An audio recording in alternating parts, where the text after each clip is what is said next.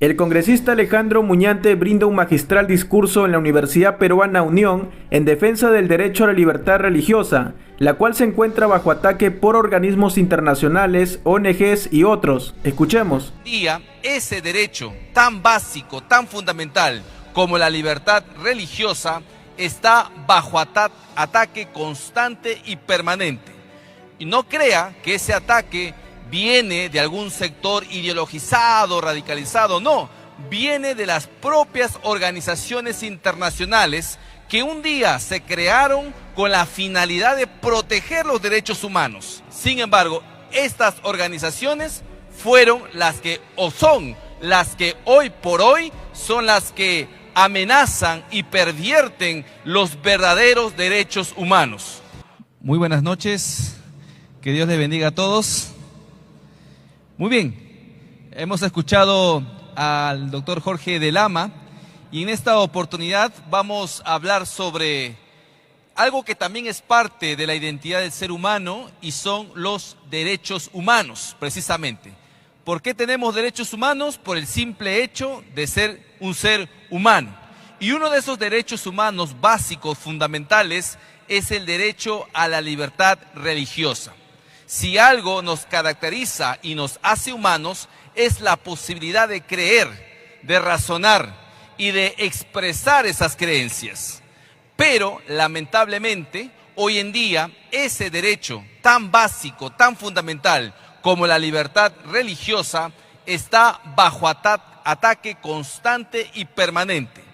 Y no crea que ese ataque viene de algún sector ideologizado, radicalizado, no. Viene de las propias organizaciones internacionales que un día se crearon con la finalidad de proteger los derechos humanos.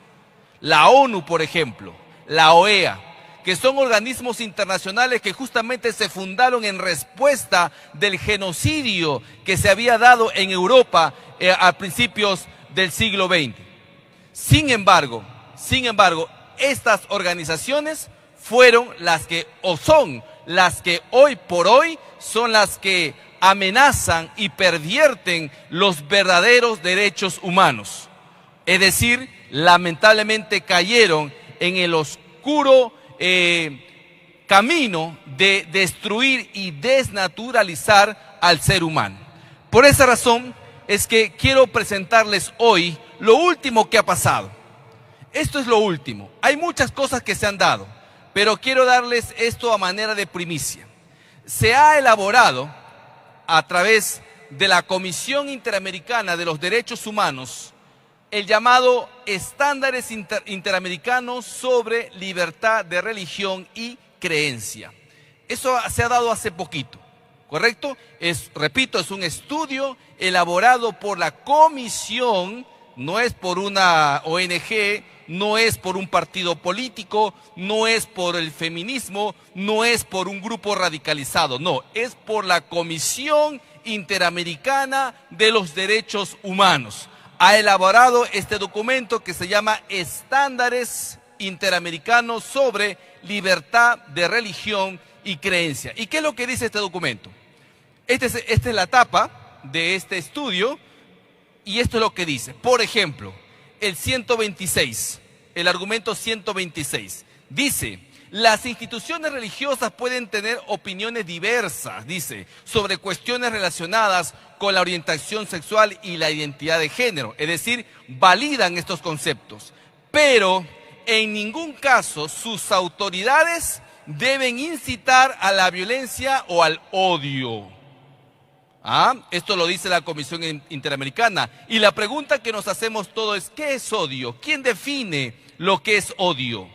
Por ejemplo, hoy en día se habla de los famosos crímenes de odio. En otras palabras, si yo me expreso en favor del matrimonio natural, estoy odiando a las parejas del mismo sexo. Si yo me expreso en favor del derecho a la vida, estoy odiando a las mujeres que deciden acabar con la vida del ser humano en su vientre bajo el rótulo de derecho al aborto, por ejemplo. Eso se considera hoy en día odio para las Naciones Unidas y para los organismos internacionales. Ellos definen y ellos marcan el parámetro de qué cosa es odio y qué cosa es verdad, qué cosa es mentira, qué cosa es verídico. Son ellos los que marcan, digamos, la línea entre esta división. Eso es sumamente peligroso, porque les estamos entregando a esta organización que ya ha mostrado un sesgo en contra de la libertad religiosa, la facultad de decidir qué cosa es un argumento verídico y qué cosa es un argumento de odio.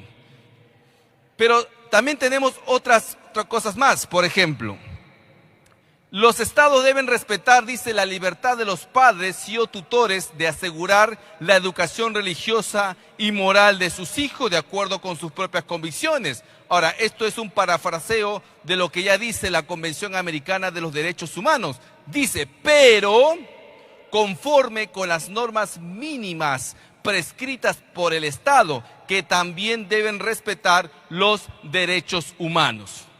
Ahora, aquí lo que estamos analizando no es el árbol, estamos viendo el bosque, porque la ideología de género se presenta como ángel de luz. Es decir, no crea usted que la ideología de género va a entrar y de frente va a decir, acá nosotros odiamos a los cristianos. No, utilizan palabras bonitas para expresar consignas políticas ideológicas. Y acá nos dice, por ejemplo, sí, los padres tienen derecho a que sus hijos reciban la educación conforme a sus convicciones, pero conforme a las normas prescritas por el Estado. Por ejemplo, si un Estado adopta el matrimonio homosexual como un derecho, entonces ya el padre no puede hablar en contra del matrimonio homosexual. Ah, pero mis convicciones me señalan a mí que el matrimonio solo puede ser entre un hombre y una mujer, porque además así lo dice la Biblia. No, ya no puedes. ¿Por qué? Porque tu derecho se queda condicionado a las normas que prescribe el Estado. Si el Estado adopta el matrimonio homosexual, si el Estado adopta el aborto, si el Estado adopta la ideología de género, entonces ese es tu límite. No puedes hablar más de eso. Entonces el Estado se convierte ¿en qué? En Dios. Y el Estado reemplaza las creencias, reemplaza las convicciones. Eso era lo que pasaba en los estados fascistas. Todo dentro del Estado, nada fuera del Estado. Y lo que pasa hoy en día en los estados comunistas. Tus convicciones se sujetan a lo que es mejor para el Estado. Si tus convicciones van en contra del Estado, entonces tus convicciones simplemente quedan anuladas. ¿Correcto? Eso es lo que nos está diciendo aquí la Comisión, repito, Interamericana de Derechos Humanos. Bien, la relatora especial sobre los derechos culturales de Naciones Unidas ha recomendado a los estados el respeto y la garantía del derecho a la educación para todos sin discriminación, ¿no? De conformidad con las normas internacionales, lo cual implica un sistema de enseñanza pública de carácter laico con un plan de estudios no sexista que promueva, dice, una cultura de igualdad de género y empoderamiento de la mujer. Es decir, la agenda del género se pone por encima del derecho de los padres a educar a sus hijos de acuerdo con sus propias convicciones morales o religiosas. La agenda del género, la teoría del género, la teoría queer o la cultura woke, ¿no es cierto?, está por encima del derecho del padre. O sea, tú puedes enseñar a tus hijos todo lo que quieras, pero no les puedes enseñar cosas que vayan en contra de la igualdad de género. El género, como bien lo ha explicado Jorge de Lama, es, digamos, esa teoría por la cual se señala que el sexo no determina el género, que uno puede construir su género, puede construir su sexualidad y que la biología no determina en lo más mínimo tu desarrollo sexual, tu desarrollo cognitivo, tu desarrollo moral. Entonces, la teoría de género viene a reemplazar y a desnaturalizar la verdadera esencia del ser humano. Pero ojo, según la Comisión Interamericana, tú no puedes ir en contra de estos derechos que supuestamente ahora se tienen que adoptar, como la igualdad de género.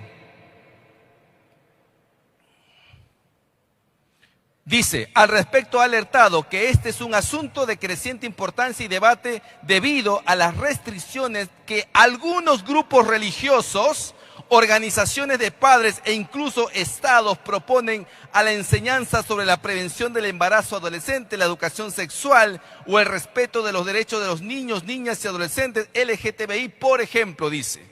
O sea, acusa a los padres de ir en contra de los derechos de sus hijos, justificando dichos abusos en sus convicciones religiosas. Hace bastante tiempo ya, para estos organismos internacionales, la religión es un enemigo que hay que debilitar.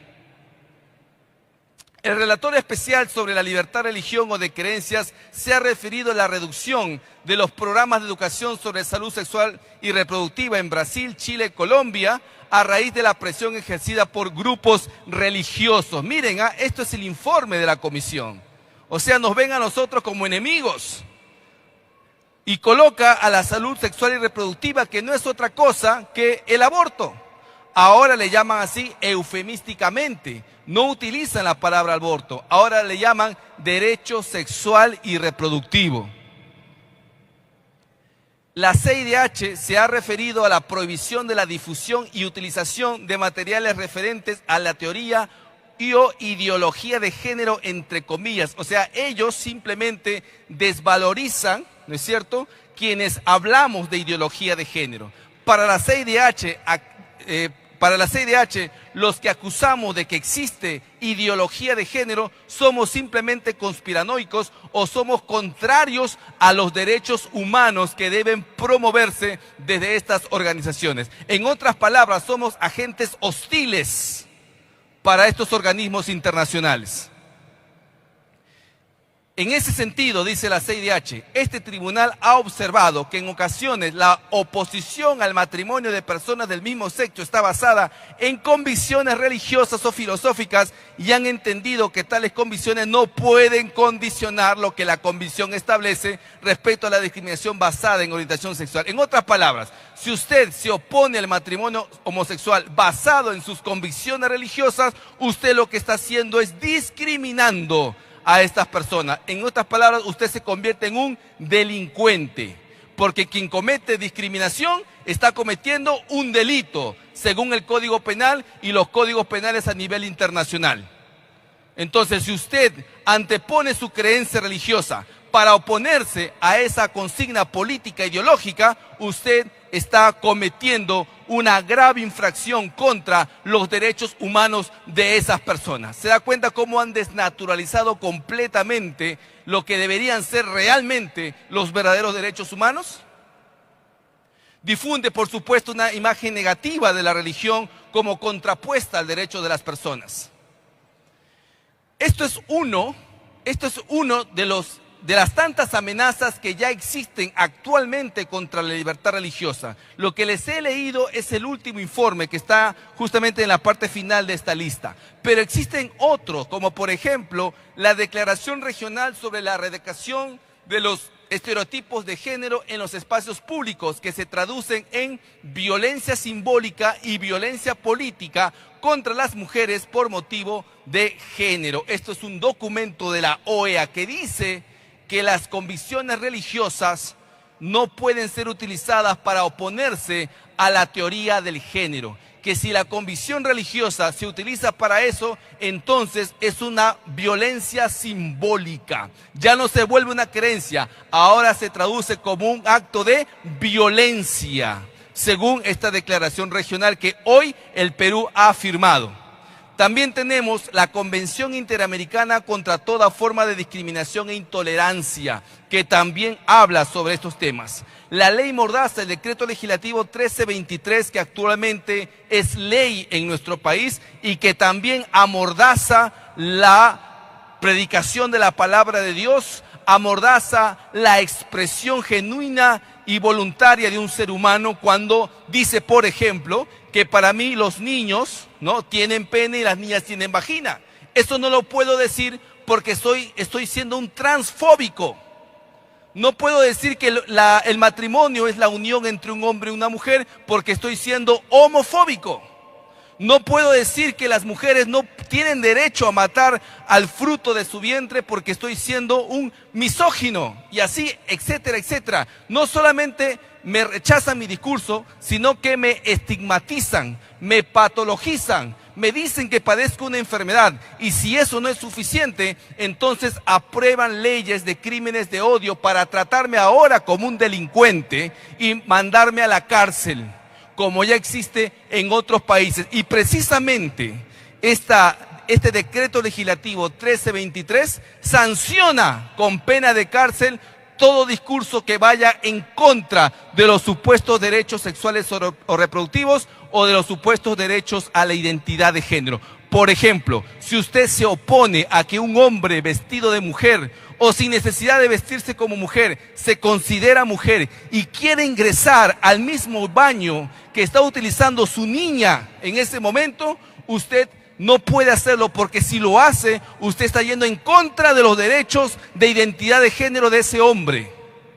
Y entonces tiene que colocar a su niña en indefensión, porque no sabe lo que este hombre podría hacerle a su niña dentro de un baño.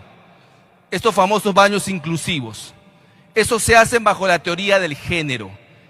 No le importa si ponen en riesgo la vida y la salud de las niñas y adolescentes en nuestro país. ¿Correcto? Eso es la ley Mordaza.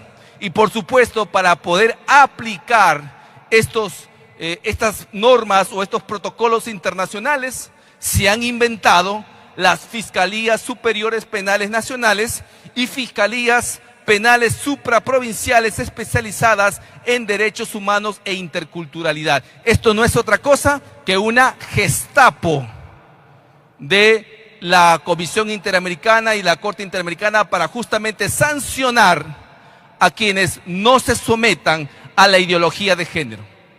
O sea, no solamente han creado el protocolo o el documento que sirve como marco teórico o marco normativo, sino que también han creado la policía de pensamiento, ¿no?, para aplicar estos protocolos. O sea, han inventado prácticamente todo, han armado el muñeco para ir contra la libertad religiosa de las personas. Siguiente, por favor. Entonces, ¿cuál es la problemática hoy en día del derecho a la objeción de conciencia, que vendría a ser, digamos, la medicina o la cura justamente que tenemos los seres humanos para poder defendernos de esta amenaza? Cuando el apóstol Pedro fue llevado ante el Sanedrín y le dijeron los sacerdotes, tú no puedes seguir predicando de Cristo, el apóstol Pedro dijo, juzguen ustedes si es correcto obedecer a los hombres antes que a Dios. Y siguió predicando a pesar que había sido prohibido por los sacerdotes. Pedro fue el primer objetor de conciencia. Y ese es el derecho que tenemos todos los peruanos y la gente en general en todos los países del mundo, la objeción de conciencia. Y justamente la problemática que hoy tenemos es que no existe al interior de las entidades públicas y privadas procedimientos claros para justamente que los trabajadores o servidores puedan ejercer su derecho a la objeción de conciencia. Han pasado ya casi 8 años y medio desde que se ha dado, digamos, el reglamento, pero no ha procedido. Son 13 años de vigencia de la actual ley de libertad religiosa, pero hasta este momento el derecho a la objeción de conciencia se ha traducido como letra muerta, porque no existe un procedimiento. No existe un nuevo, hoy en día existe un nuevo contexto político-social que exige el fortalecimiento del derecho a la objeción de conciencia precisamente por todo lo que les he comentado. Estos protocolos, estos documentos internacionales que amenazan la libertad religiosa de los peruanos. El criterio establecido por el Tribunal Constitucional que obliga al objetor a tener que esperar hasta que el Poder Judicial emita sentencia firme para recién en ese momento ejercer su derecho a no cumplir una norma que contraviene su fe. Y aquí está, por ejemplo, la relación de los procesos, muchos de ellos llevados por adventistas que tuvieron que esperar meses para poder tener una sentencia favorable. Es decir, mientras no tenga usted una sentencia favorable, no puedes ejercer tu derecho a la objeción de conciencia. Esto es lo que nosotros queremos cambiar. ¿Cómo? A través de esta propuesta. Este es el proyecto de ley 5923 presentado desde mi despacho para justamente otorgarle a la objeción de conciencia un marco procedimental, pero también un procedimiento, le damos un marco conceptual y le otorgamos un procedimiento para que se pueda ejecutar de manera obligatoria por todas las entidades públicas en este país, de tal manera que no quede al arbitrio de la autoridad, sino que simplemente se sujeten a lo que la ley ya establece. Y lo que estamos estableciendo es que la objeción de conciencia se tenga que dar de manera común, como si fuese un derecho con cargo a el silencio positivo. Es decir, si la autoridad no responde, se sobreentiende que te han aceptado la petición para no cumplir una determinada ley que vaya en contra de tus convicciones religiosas. Por ejemplo, el médico que no quiere practicar un aborto, el profesor que no quiere enseñar ideología de género, el estudiante que no quiere ir a rendir un examen en sábado, el padre de familia que no quiere que a sus hijos lo adoctrinen con la ideología de género. Y así podemos seguir poniendo ejemplos. En otros países, lamentablemente, lo que está sucediendo es que los padres de familia están siendo sancionados por las autoridades correspondientes porque no permitieron que a sus hijos los adoctrinen con la ideología de género. En Chile, por ejemplo, teníamos el caso de un médico que le quitaron su licencia por no haber practicado un aborto. Estimados amigos y hermanos, el aborto es una amenaza terrible contra la libertad religiosa, porque no solo obliga a los médicos cristianos a practicarlo, sino que además nos hace partícipes a todos, ya que estos abortos se pagan con el dinero de todos los contribuyentes. Y en países como Argentina, hoy en día es legal el aborto hasta las 14 semanas. En Colombia se aprobó el aborto hasta las 24 semanas. Y en países como México, los Estados Unidos, hay aborto hasta las 40 semanas de gestación. Eso es una atrocidad, es una gran maldad que se practica contra los seres humanos más indefensos. ¿Quién es más indefenso que un bebé en el vientre materno? Y eso lamentablemente se está aplicando en diversos países. Martin Luther King nos dijo un día, nunca olvidemos que lo que sucedió en Alemania fue legal y democrático. Y eso nos hace entender que la ley no siempre es sinónimo de justicia. La ley será justa solo si se fundamenta en la verdad. Pero si una ley se fundamenta en la mentira, entonces es una ley injusta que nosotros no podemos obedecer. Si una ley dice que un hombre que se siente mujer, es una ley injusta porque se basa en la mentira. Si una ley dice que la vida se respeta recién cuando nace y no desde el vientre, es una ley que se basa en la mentira y son leyes que no podemos obedecer. Como cristianos tenemos el deber y la obligación de obedecer a Dios antes que a los hombres. Y si nos tenemos que oponer al Estado frente a esas imposiciones, lo tenemos que hacer. Porque nuestra obligación primera está con Dios antes que con cualquier otra autoridad en este planeta. Y justamente la objeción de conciencia sirve para proteger nuestras conciencias, nuestra alma y nuestras convicciones. Y la buena noticia que tengo que darles es que este proyecto de ley 5923, que modifica el artículo 4 de la Ley de Libertad Religiosa, ha sido ya dictaminada por la Comisión de Constitución y fue aprobada por mayoría de votos en la Comisión de Constitución. Es una buena noticia. ¿Qué falta para que esto se convierta en ley? Que esto pase al Pleno del Congreso y podamos aprobarlo también por mayoría. Cuando esto se apruebe y sea ley en nuestro país, va a ser una cosa completamente nueva en el mundo entero. Muchos países nos van a copiar, porque esta es la medicina, la cura frente a la imposición ideológica de estos organismos internacionales, porque es la mejor manera legal para oponerse a estos dictámenes completamente injustos. Y ahí está. ¿Cuáles son los principales aportes legislativos incorporados en el dictamen, repito, ya aprobado en la Comisión de Constitución? Es que se reconoce expresamente al derecho a la objeción de conciencia como derecho fundamental. Es decir, no estamos hablando de cualquier derecho. Se establece un procedimiento para que los funcionarios públicos puedan ejercer plenamente su derecho a la objeción de conciencia. Se permite a los padres no solo exonerar a sus hijos del curso de religión, sino de aquellos temas que, siendo parte de otros cursos, colisionen con sus convicciones religiosas y morales. También se podrá hacer esto. Y finalmente, se prohíbe expresamente que los objetores sean objeto de discriminación, de méritos académicos o profesionales o cualquier tipo de sanción. Con esto se evita la estigmatización que por muchos años han sufrido los cristianos a lo largo de la historia. Esto, estimados amigos y hermanos, será una gran victoria para hacerle frente a estas amenazas abiertas contra la libertad religiosa. Muchísimas gracias por su atención y que Dios les bendiga mucho. A seguir orando por nuestro país y a orar por esta ley para que se convierta en ley muy pronto. Muchísimas gracias. Bueno amigos, como acaban de escuchar, así fue el fuerte y contundente mensaje del congresista Alejandro Muñante en defensa del derecho a la libertad religiosa y contra los organismos internacionales, ONGs y otros. Eso fue todo, no olviden suscribirse al canal y compartir el video. Hasta pronto.